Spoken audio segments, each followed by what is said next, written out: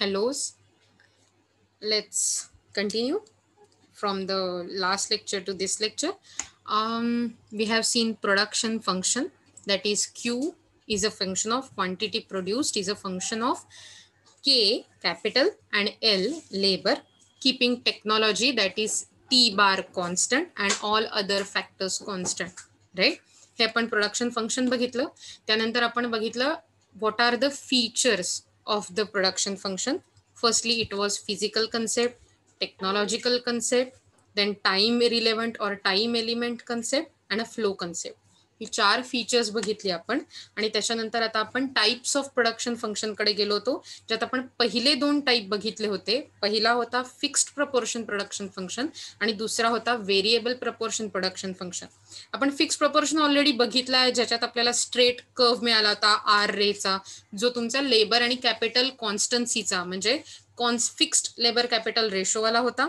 आणि अकॉर्डिंगली तुम्हाला कळलं होतं की फिक्स्ड प्रपोर्शन मध्ये प्रोडक्शन फंक्शन मध्ये तुमच्याकडे सबस्टिट्युटेबिलिटी के आणि एल मध्ये नसते. ते एकमेकांना सबस्टिट्यूट करत नाही. एक जितकं वाढेल तितकंच दुसऱ्याला वाढायला लागतं आणि ते दोन्ही वाढल्यामुळे प्रोडक्शन वाढतं, आउटपुट वाढतं, राईट. व्हेरिएबल मध्ये आपण एक्झॅक्टली उलट बघितलं होतं की तिथे एका सर्टन रेंज पर्यंत सबस्टिट्युटेबिलिटी असते. सो तुम्ही अशी कॉम्बिनेशन बघता के एल ची की ज्याच्यातून तुम्हाला एक कॉन्व्हेक्स कर्व मिळतो ओरिजिनला. यातलं कुठलंही कॉम्बिनेशन वापरलं तरी तुमचं प्रोडक्शन फंक्शन वाढेल असं. So let's go and learn deeply about that. Okay. Yup. So मगाशी मी तुम्हाला सांगताना असं म्हटलं होतं की मी तुम्हाला ग्राफवर दाखवीन, राईट. कॉन्व्हेक्स कर्व आहे कारण बघा त्याचा बशी सारखा आकार आहे किंवा डिश सारखा आकार आहे. सो डिश सारखा आकार म्हणजे कॉन्व्हेक्स कर्व. कॉन्केव्ह लक्षात ठेवायचं असेल तर हे मला माझ्या सरांनी सांगितलं होतं, बघा तुम्हाला वाटतंय का. सो केव्ह म्हणजे गुहा, राईट, म्हणजे केव्ह. सो तिला असं म्हणजे असं एक काळं भोक असतं ज्याच्यात डोंगरात जायला लागतं. So it's like cave. So जेव्हा कर्व असा असतो त्याला आपण म्हणतो की कॉन्केव्ह, आणि जेव्हा ओरिजिनला असा असतो, मागे ओरिजिन असतो, तेव्हा आपण म्हणतो कॉन्व्हेक्स. ओके. सो आता असं बघा, आपण ह्या प्रत्येकाला एक एक नाव देऊया. इन द सेन्स इकडे ओके 1 2 आणि 3 नाव म्हणजे नंबर, हे युनिट्स ऑफ कॅपिटल आहे. आणि इकडे पण सेम प्रकारेच वापरतोय आपण 1 2 आणि 3 असा विचार करा. हे 1 2 3 कॅपिटल मधले म्हणजे 100 200 300 रुपये आणि लेबर म्हणजे 1 worker 2 worker 3 worker. Capital machine समजा, 1 मशीन 2 मशीन 3 मशीन. सो असं म्हटलं गेलं की जेव्हा मी 3 मशीन वापरते म्हणजे 3 युनिट्स ऑफ कॅपिटल वापरते तेव्हा मी 1 युनिट ऑफ लेबर वापरते. ओके. आता जर मला 1 वर्कर वाढवायचा असेल किंवा मशीन कमी करायचं असेल, सबस्टिट्युटेबिलिटी आहे. मशीन जर कमी झालं तर 2 मशीन्स ओके मला 2 या लेबर नंबरवर देतात. म्हणजे 1 मशीन कमी केलं तर 1 लेबर वाढला. आणि सिमिलरली जेव्हा मी आणखीन 1 मशीन कमी करते तेव्हा आणखीन 1 लेबर वाढतो. किंवा मला जर 1 लेबर वाढवायचा असेल तर माझं आणखीन 1 मशीन कमी करायला लागतं. ते एकमेकांसाठी परफेक्ट सबस्टिट्यूट असतात. तुमच्या लक्षात येत आहे. अशाच प्रकारचा आणखीन एक कर्व इकॉनॉमिक्स मध्ये बघितला जातो, इनडिफरन्स कर्व नावाचा, पण ते कन्झ्युमर चॉईस थिअरी मध्ये. सध्या आपल्याला हा लक्षात ठेवायचा आहे. व्हेरिएबल प्रपोर्शन ज्याच्यात सबस्टिट्युटेबिलिटी आपल्याला बघता येते कॅपिटल आणि लेबर मध्ये. म्हणा बरं सबस्टिट्युटेबिलिटी पटकन, म्हणून तर दाखवा मला न अडखळता. मला जरा बरं वाटेल ऐकलं की.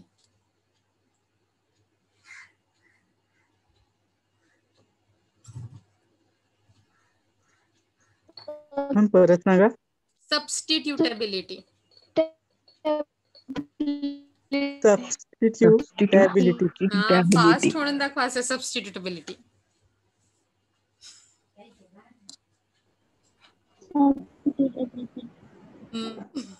थोडासा कठीण शब्द आहे, राईट. असं आता ना नाही, सबस्टिट्युटेबिलिटी. सबस्टिट्युटेबिलिटी 5 वेळा न अडखळता जो कोणी मला म्हणून दाखवेल ना त्याचं मी जाहीर कौतुक करायला तयार आहे. एकेकाने पण, एकाचा माईक चालू असताना म्हणा. सबस्टिट्युटेबिलिटी सबस्टिट्युटेबिलिटी सबस्टिट्युटेबिलिटी सबस्टिट्युटेबिलिटी सबस्टिट्युटेबिलिटी. तुम्ही म्हणा. नाही येणार म्हणता, आधीच हार पत्करली तुम्ही यार. काय तुम्ही. ठीक आहे, तुम्हाला जर म्हणायचं नसेल तर ठीक आहे, मी जाणार पुढे. नक्की कोणी तुम्ही या कॉम्पिटिशन मध्ये उतरत नाहीयेत माझ्या अगेन्स्ट. सबस्टिट्युटेबिलिटी काय तुम्ही पण. नाही नाही, तुम्ही उतरू शकता. अरे फार मजा आहे यार. लक्षात येत आहे का. फारच मजा आहे. म्हणून तर बघा 5 वेळा. बरं माईक चालू करून कॉम्पिटिशन सोडा, म्हणून तर बघा इट्स रिअली डिफिकल्ट वर्ड. तुम्हाला 5 सेकंद माईक चालू करायला, नाही तर मी पुढे जाणार. Bye bye. Let's go further. So second is short run आणि लॉंग रन प्रोडक्शन फंक्शन. पहिल्या टाईप मध्ये आपण 2 प्रकारची प्रोडक्शन फंक्शन बघितली. 2 टाईप बघितले, फिक्स्ड प्रपोर्शन आणि व्हेरिएबल प्रपोर्शन प्रोडक्शन फंक्शन. आता आपण दुसरं बघतोय, शॉर्ट रन आणि long run production function. Production function depends on the time elements. आपण हे बघितलं ऑलरेडी. शॉर्ट रन आणि long run periods. Short run म्हणजे छोटा पिरियड, लॉंग रन म्हणजे मोठा period. Thus, on the basis of time periods, production function is categorized as short run production function and long run production function. Let's see short run production function. In short run is a period of time in which all factors of production cannot be changed. That is, some factors will remain fixed. जेव्हा आपण short run बद्दलचा विचार करत असतो तेव्हा सगळे काही production factors जे असतात ते काही चेंज करता येत नाही. काहींना फिक्स राहायला लागतं आणि एखादा फॅक्टर चेंज होऊ शकतो. Thus, in a short run, some factors are fixed and some factors are variable. बघा, शॉर्ट रन मध्ये some factors of production are fixed, some factors are variable. काही फिक्स आहेत, काही बदलणार आहेत. Short run production function is a relationship between inputs and outputs for a given technology in which output can be varied by changing one factor. So short run production function मध्ये किंवा short run production function हे relationship आहे input आणि output मधलं for the given technology in which output can be व्हॅरिड, output can be changed. Output तुमचं बदलू शकतं by changing one factor. Say example as a labour. So एकच factor change करून फक्त one factor only and all other factors remain fixed. म्हणजे बाकी सगळे factors fix ठेवायचे आणि फक्त एक फॅक्टर चेंज करायचा. असं जर झालं तर तुमचं जे फंक्शन बनतं that is a short run production function. Okay. Thus, production function includes fixed आणि variable factors. Hence, short run production function मध्ये दोन्ही फिक्स्ड फॅक्टर पण असतात आणि व्हेरिएबल फॅक्टर्स ऑफ प्रोडक्शन पण असतात. ओके. सो लक्षात काय ठेवायचं, शॉर्ट रन मध्ये एक फॅक्टर ऑफ प्रोडक्शन बदलतो, बाकी सगळे फिक्स्ड असतात. म्हणून हे रिलेशन दाखवतं इनपुट आणि आउटपुट मधलं. पण inputs can be variable and fixed both. Inputs can be variable factor and fixed factor. Okay. Mathematically, it can be expressed in the form of equation. Obviously, mathematically आपण हे equation सांगू शकतो. Q, that is quantity of output, is function of A stroke B degrees or a fixed factor. म्हणजे A stroke B हा fixed factor आहे, नंतर C fixed factor आहे, नंतर डॅश डॅश असे एन मल्टिपल हे जे फॅक्टर आहेत A B C dot dot dot n factor म्हणजे एन फॅक्टर, नंतर T bar that is technology, constant technology, हे सगळे फिक्स्ड फॅक्टर्स आहेत. ओके. थोडक्यात तुम्हाला जर दाखवायचं असेल काय म्हणू आपण शॉर्ट रन मधलं प्रोडक्शन फंक्शन, तर ए हे फिक्स्ड आहे. बघा बरं, ए चेंज नाही होत आहेत. A B C N T हे सगळे फॅक्टर्स ऑफ प्रोडक्शन आहेत. त्यातल्या ए वर डिग्रीचा मार्क नाहीये, म्हणजे ए हा कॉन्स्टंट आहे. ओके. स्ट्रोक इज द, म्हणजे ही जी स्लॅश लाईन आहे it is a division between variable आणि फिक्स्ड फॅक्टर. सो ए हा तुमचा व्हेरिएबल फॅक्टर आहे कारण त्याच्यावर डिग्री नाहीये आणि तो फिक्स्ड फॅक्टर आहे. ओके. त्याच्यानंतर ज्याच्यावर डिग्री आहे ते सगळेचे सगळे आपले फिक्स्ड फॅक्टर आहेत, ते चेंज होणार नाहीत. आणि टेक्नॉलॉजी तर आपण ऑलरेडीच म्हटलं कॉन्स्टंट आहे. सो थोडक्यात कठीण वाटलं तरी अतिशय सोपं असलेलं function Q, that is quantity of output, is function of A or variable A, B, C, N dot dot dot N constant and constant technology that is a T bar. For simplicity, short run production function can be written as, थोडक्यात simplicity साठी तुम्ही असं लिहू शकता, quantity produced or quantity of output is a function of L and K bar. म्हणजे K constant, capital constant, L can be verified, variable, not verified. So तुम्हाला already मी सांगितलंय capital we are taking fixed factor here. So Q is a function of L or K bar, or you can also write differently as Q is a function of, जरा थांबा, हाताचा वेग थोडासा कमी आहे माझ्या मेंदूपेक्षा ना, त्यामुळे. So Q is a function of L बार आणि K. मला सांगा आता असं जे मी रेड मार्क मध्ये इक्वेशन लिहिलंय, यात कॉन्स्टंट फॅक्टर कोणता आहे रे, लेबर की कॅपिटल? मी लिहिलंय त्यात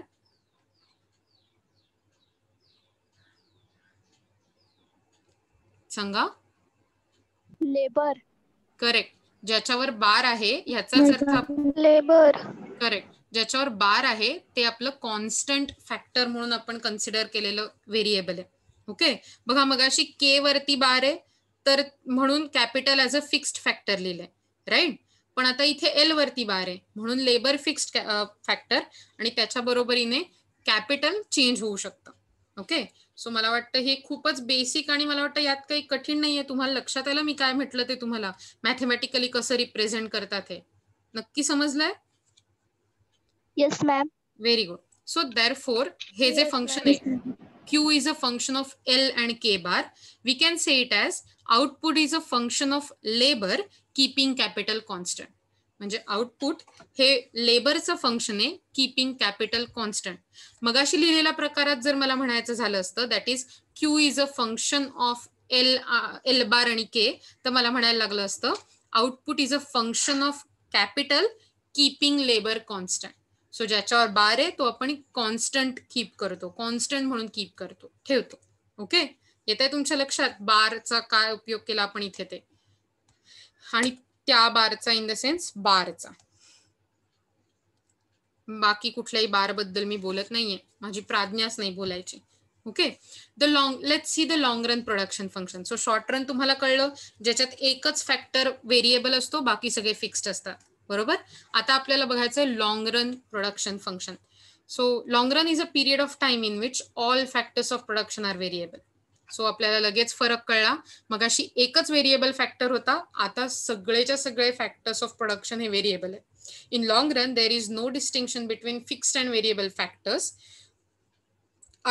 Fixed and variable factors, all factors are variable. Long run production function is a relation between input and output for the given technology in which output can be varied by the altering all factors input simultaneously. म्हणजे long run मध्ये तुम्ही तुमचे सगळे factors of production बदलू शकता फक्त टेक्नॉलॉजीला constant ठेवून. Okay, technology given आहे. Mathematically it can be expressed as a equation. Quantity of output Q is a function of variable factors of production, that is A, B, C, dot N किती पण, and T bar, technology being constant. Okay, it is evident that in a long run all the factors are denoted variable components in the production function. However, for analytical किंवा mathematical convenience, T, the state of technology, is held constant. So technology constant ठेवली जाते. For simplicity, long run production function can be expressed as Q, that is quantity of output, is function of L and K. आता इथे कशावरही बारचं sign नाहीये, याचा अर्थ दोन्ही variable factor आहे. ओके, सो लक्षात ठेवा, जेव्हा तुम्हाला बारचं साइन दिसतं, डिग्रीचं साइन दिसतं, कॉन्स्टंट साइन दिसतं, त्याचा अर्थ असतो ते फिक्स्ड आहेत, आणि जेव्हा ते फिक्स असतात तेव्हा ते शॉर्ट रन साठी असतात. लॉंग रन साठी आत्ता आपण जे शिकतोय त्यात कोणताही फॅक्टर फिक्स्ड नसतो, सगळे फॅक्टर्स व्हेरिएबल असतात. ओके, मग तुम्ही मला सांगायचं की प्रोडक्शन फंक्शन शॉर्ट रन आहे की लॉंग रन आहे, मी सांगणार. Okay, Q is a function of L and K bar, short रनचं आहे की लॉंग रनचं आहे? Long run. Q is a function of L and K bar, long run की short run? Short run. Correct, K bar आहे right त्याच्यावर. Short run. आडवी line आली, आडवी लाईन लक्षात ठेवा, म्हणूनच मी तुम्हाला सांगते. मगाची स्लाइड बघा, Q is a function of L आणि के बार असं फंक्शन आहे. एल आणि के वरती आडवी लाईन किंवा एल वरती आडवी लाईन किंवा ए बी त्याच्यावरती डिग्रीचं साईन आलं तर त्याचा अर्थ असतो ते व्हेरिएबल आहे. आणि व्हेरिएबल फॅक्टर्स जेव्हा एकच असतो आणि बाकीचे सगळेच्या सगळे फॅक्टर्स हे कॉन्स्टंट असतात तेव्हा आपण त्याला म्हणतो शॉर्ट रन वालं. ओके, सो डिग्रीचं साईन आहे याचा अर्थ तुमच्याकडे काहीतरी फिक्स्ड आहे, राईट. आणि बारचं साईन म्हणजे पण फिक्स्ड आहे. लक्षात राहील का? सो जेव्हा मी म्हणते Q is a function of L and K bar, it's a short run function.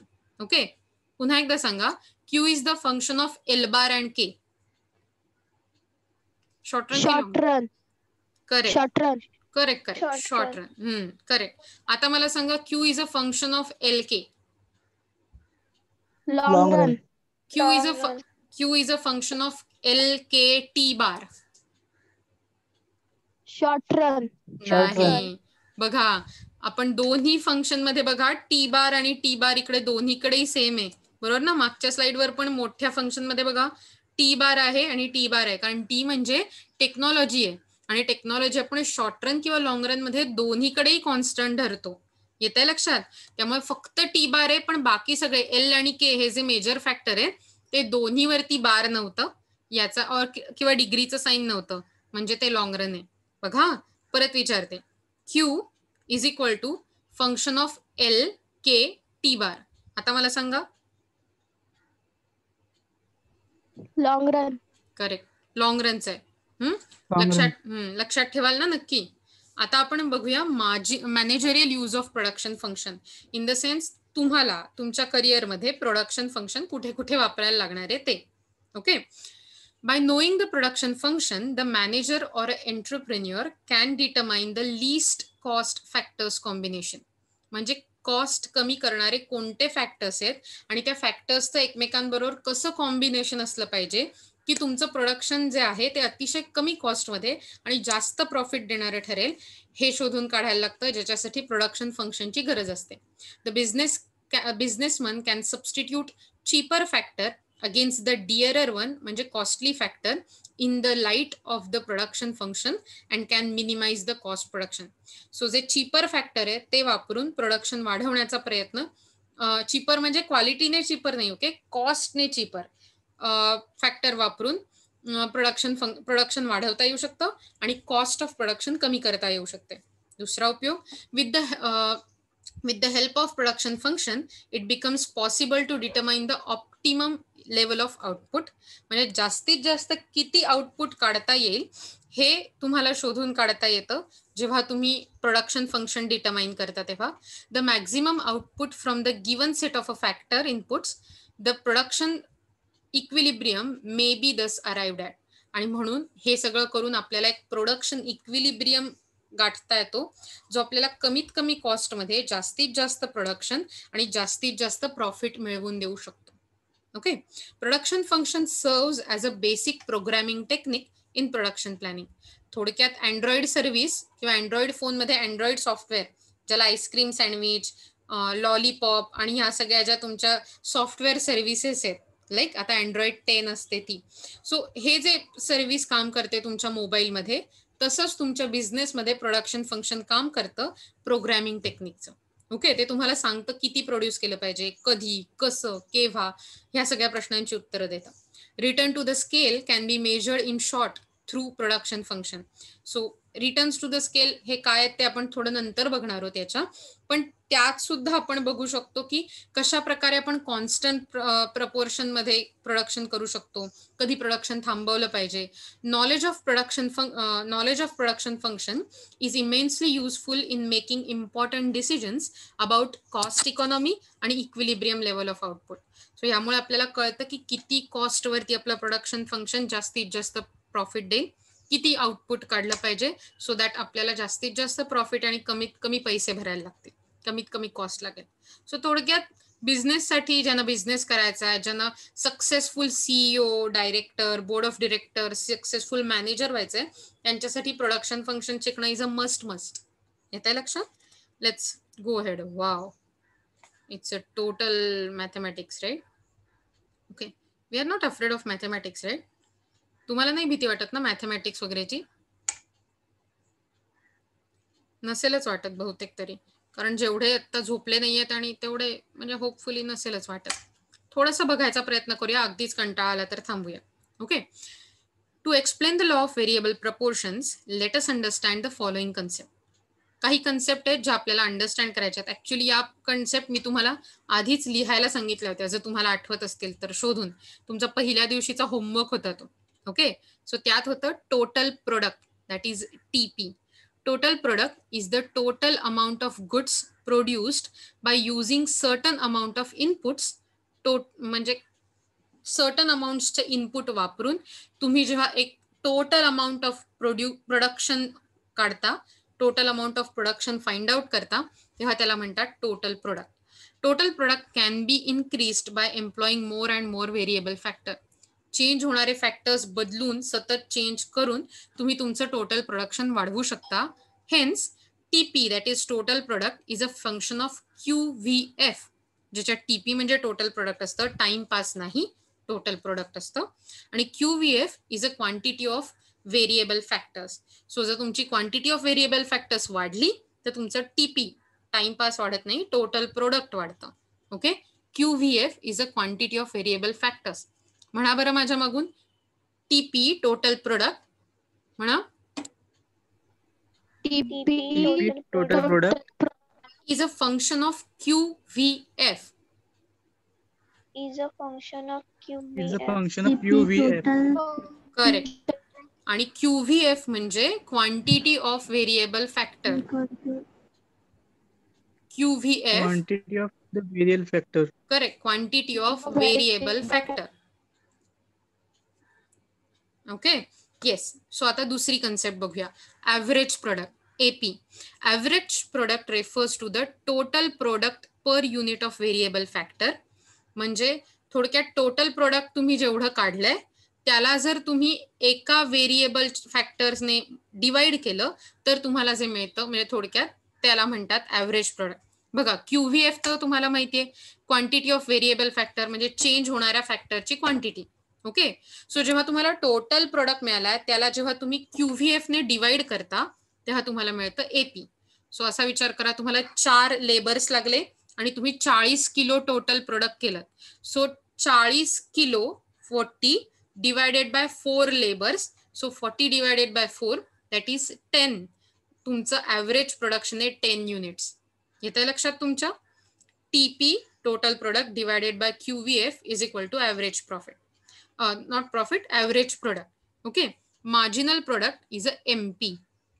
Marginal product refers to an addition made to the total product by employing one more unit of variable factor. थोडक्यात आधी तुम्ही 5 kilo बनवत होतात, आता जेव्हा तुम्ही additionally 6 kilo बनवायला लागलात, एक ऍडिशन केली, तेव्हा तुम्हाला त्यातला डिफरन्स काढायला लागतो फंक्शन मधला, तेव्हा तुम्हाला मिळतं MP, marginal product. In the sense marginal product is equal to TPnth minus TPn-1. So TP 6व्या किलोला वजा TP 5व्या किलोला. ओके. हे असंही लिहिलं जातं, MP marginal product is equal to delta TP म्हणजे 2 टोटल प्रोडक्ट मधला फरक डिवायडेड बाय डेल्टा QVF म्हणजे 2 वेळा वापरलेल्या क्वांटिटी ऑफ व्हेरिएबल फॅक्टर्स मधला फरक. सो असा विचार करा की लेट मी शो यू. मला माहिती आहे ही थोडीशी कॉम्प्लिकेटेड कन्सेप्ट आहे. समजा 5 किलो आणि 6 किलो असा आपण विचार करत होतो. 5 किलो आधी केलं, नंतर 6 किलो. सो 5 किलो वापरायला तुम्हाला जर समजा 2 लेबर लागले असतील आणि त्याच्यानंतर 6 किलोला करण्यासाठी 4 लेबर लागले. सो आपण काय करणार, MP काढताना दोघांमधला फरक काढायचा आहे. सो TP मधला फरक काढण्यासाठी आपण करणार, बघा, n-n-1 असा फॉर्म्युला होता TP. सो 6 हे मोठंवालं आहे, मोठ्यातून लहान वजा केलं वरती, टोटल प्रोडक्ट 5. ओके. आणि खाली बघा दिलेलं आहे डेल्टा QVF म्हणजे दोन्ही व्हेरिएबल फॅक्टर्स मधला फरक. सो पहिला मोठा होता 4 आणि आता नंतरचा आधीचा लहान होता 2. सो आता माझ्याकडे येतं, सांगा बरं, माझ्या न्यूमरेटरला 6 - 5 म्हणजे किती आले पाहिजे? 1. आणि डिनॉमिनेटरला आले पाहिजेत 4 - 2 म्हणजे 2. थोडक्यात माझं मार्जिनल प्रोडक्ट म्हणजे एक एक्स्ट्रावालं प्रोडक्ट किती आहे? 0.5 units. 0.5. Correct, very good. So ही तुमची मार्जिनल प्रोडक्टची कन्सेप्ट आहे, अगदी सोप्या आणि ढोबळ शब्दात. Okay. So using the following data, find AP आणि एमपी. बघा आता तुम्हाला फाइंड आउट कसं करायचं असेल ते. एपी फाइंड आउट तुम्हाला टीपी तर माहितीये कसं फाइंड आउट करतो ते आपण, बघा बरं का. टीपी फाइंड आउट करण्यासाठी आपल्याला ऑलरेडी त्यांनी दिले टीपी. सो लेबर आहे 0, 1, 2, 3, 4, 5 म्हणजे तुमचा QVF आहे 0, 1, 2, 3, 4, 5. ओके. टीपी त्यांनी ऑलरेडी दिलेत 0, 12, 26, 42, 52 आणि 60 as per the labour. Okay. So MP काढायचं काय असतं? एमपी काढण्यासाठी तुम्ही करता TPN - TPN - 1. थोडक्यात तुम्ही स्टॅटिस्टिक मध्ये क्युम्युलेटिव्ह जसं काढता ना तसंच ते काढलेलं असतं. ओके. मग आता इथे काढण्यासाठी पहिला 0 लेबर 0 असताना तुमचा टोटल प्रोडक्ट पण 0 असणार आहे, त्यामुळे मार्जिनल प्रोडक्ट पण 0 असणार आहे, ऍव्हरेज प्रोडक्ट पण 0 असणार आहे. ओके. जेव्हा 1 होतं तेव्हा टीपी झालं 12. म्हणजे आता एमपी काढण्यासाठी तुम्हाला खालच्यातून वरचं वजा करायचं असतं. Okay. So 12 - 0 is 12, right. Same बघा, आता फक्त आधी एमपीचा कॉलम सॉल्व्ह करून घेऊया. आता दुसऱ्यासाठी काढण्यासाठी काय करणार? 26 - 12, 26 - 12. सो तुम्हाला आले 14. तुमच्या लक्षात येत आहे कसं ते? आता तिसरं काढण्यासाठी मला सांगा कशातून काय वजा कराल? थर्ड लेबर फॅक्टरला तुम्हाला जर एमपी काढायचं असेल तर कशातून काय वजा कराल? 42 minus 26. Correct. 42 minus 26. Very good. So 42 - 26 is 16 म्हणजे तुमचं एमपी आलं 16. सिमिलरली फोर्थ साठी काढताना 52 - 42 दॅट इज 10. 42.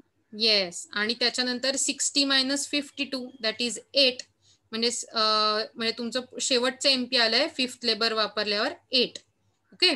आता याचं इम्प्लिकेशन काय आहे हे आपण नेक्स्ट लेक्चरमध्ये बघूया. मी तुम्हाला नक्की सांगेन.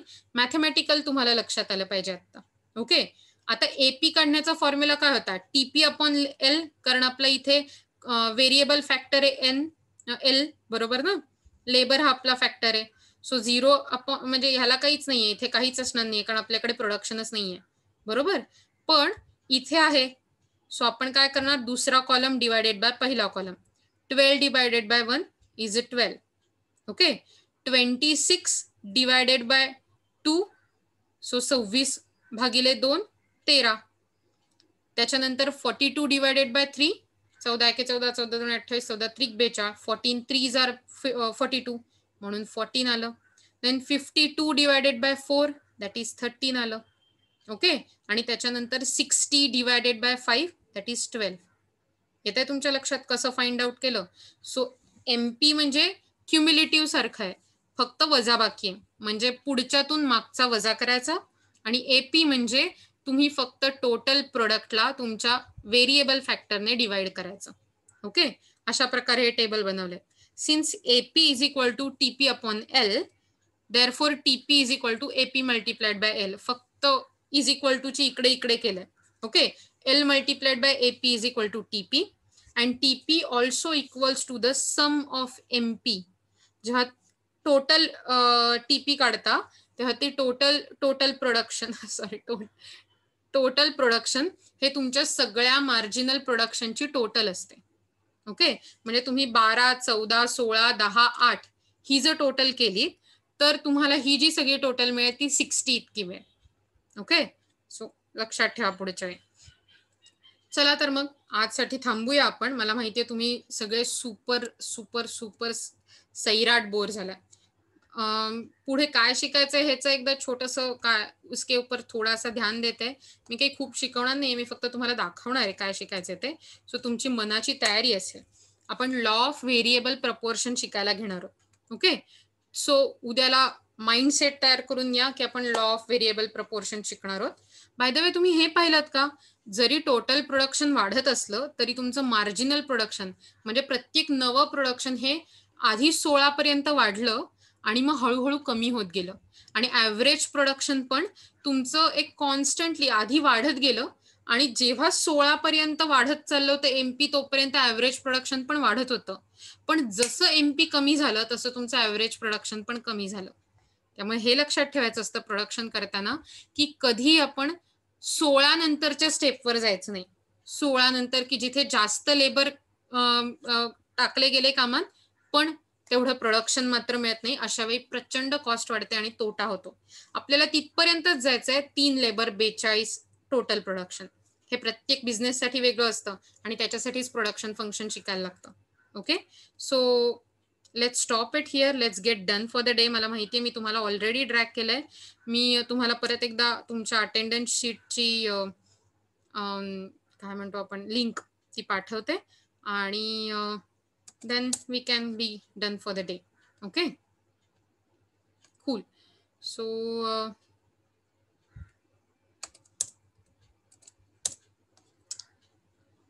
यप, मी तुम्हाला प्रोव्हाइड केलंय.